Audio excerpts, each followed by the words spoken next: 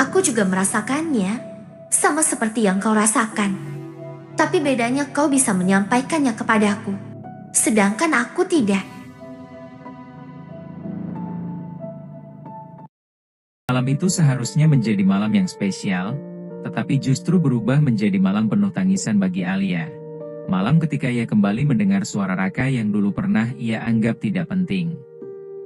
Saat itu, yang ada di pikirannya hanyalah bagaimana cara mengakhiri hubungan mereka. Namun kini, ia justru menyesalinya.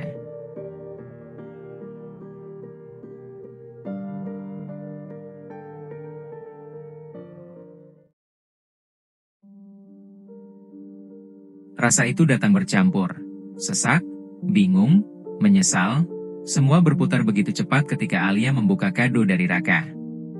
Di dalamnya, ada sesuatu yang membuatnya tersadar.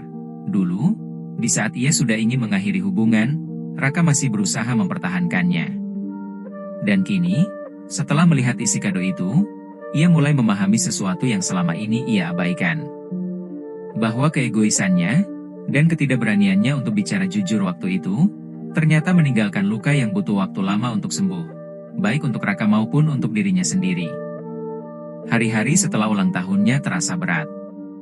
Alia mencoba bersikap seperti biasa di depan orang lain, tersenyum, bercanda, bekerja seperti tidak terjadi apa-apa. Tapi begitu sendiri, semua pikiran tentang Raka kembali menghampiri.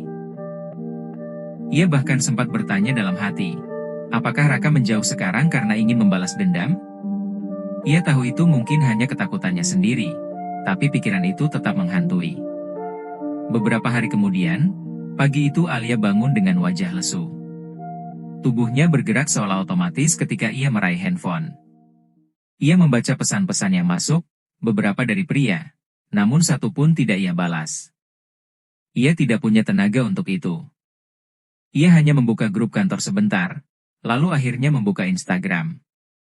Dan di sana, ia melihatnya. Sebuah postingan baru dari Raka. Jantungnya seperti berhenti sejenak. Alia menatap layar itu lama, mencoba memastikan bahwa ia tidak salah lihat. Kamu benar-benar jadi pergi mendaki ke sana ya, Rak? Aku kira kita akan pergi ke sana berdua. Seperti yang kita rencanakan dulu. Bahkan waktu di Bali, kita membicarakan untuk pergi mendaki Gunung Rinjani bersama, tapi ternyata kamu sendirian pergi ke sana. Pelan-pelan Alia menggeser foto-fotonya. Hingga di foto terakhir, tangannya berhenti. Matanya berkaca-kaca. Air mata yang ia tahan sejak tadi akhirnya jatuh tanpa suara. Ternyata kamu tidak pergi sendirian, kamu pergi dengan orang lain.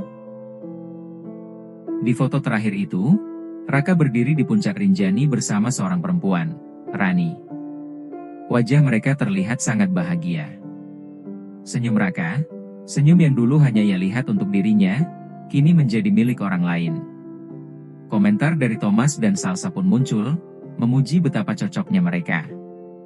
Semua itu menusuk lebih dalam. Alia menatap layar yang mulai buram karena air mata.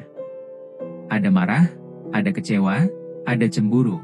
Tapi di atas semuanya, ada kenyataan pahit yang paling ia benci. Jeti benar. Selama ini kamu bersikap baik kepadaku, cuma ingin membalas dendam kepadaku, Raka. Kalimat itu berputar di kepala Alia, menyesakkan. Ia ingin marah, ingin bertanya, ingin meminta penjelasan, tapi semua itu hanya tinggal keinginan.